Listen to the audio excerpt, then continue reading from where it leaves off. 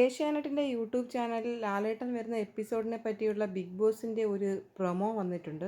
ആ പ്രൊമോയിൽ ലാലേട്ടൻ ഒരക്ഷരം പോലും സംസാരിക്കുന്നില്ല. പ്രൊമോയിൽ ബിഗ് ബോസിൻ്റെ അനൗൺസ് ഉണ്ടായിരുന്നു.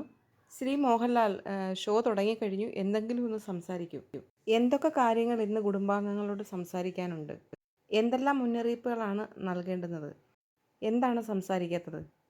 ലൈഫ് സ്റ്റോറി പറയുന്ന സങ്കടകരമായ സാഹചര്യത്തിൽ പോലും ചിലർ തമാശകൾ കാട്ടിയതിനെക്കുറിച്ച്, തുടർ സംഘർഷങ്ങളെക്കുറിച്ചൊക്കെ വിശദീകരണം തേടണ്ടേ? പലരും അസഭ്യ വാക്കുകൾ തുടർച്ചയായി ഉപയോഗിക്കുന്നത് കേട്ടില്ലെന്ന് നടിക്കാനാകുമോ? അടുക്കളയിൽ ചിലർ അവശ്യ സാധനങ്ങൾ ഒളിച്ചുവെച്ച് ഉപയോഗിച്ചത് പ്രശ്നമായതിൻ്റെ.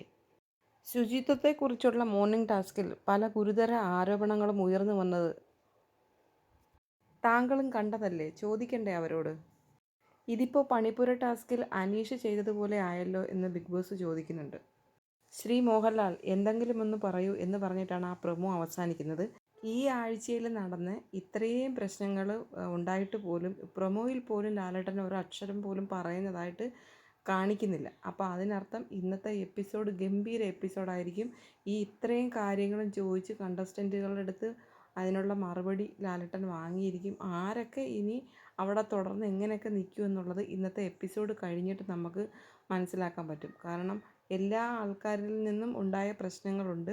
അത് ഓരോന്നും എടുത്തെടുത്ത് ബിഗ് ബോസ് ചോദിക്കുന്നുണ്ട്. ഇത്രയും വിഷയങ്ങൾ ഇതിൽ പറഞ്ഞിരിക്കുന്ന സകല വിഷയങ്ങളും ഇന്ന് ലാലേട്ടൻ ഇന്ന് ചോദിക്കുമെന്ന് ഉറപ്പാണ്.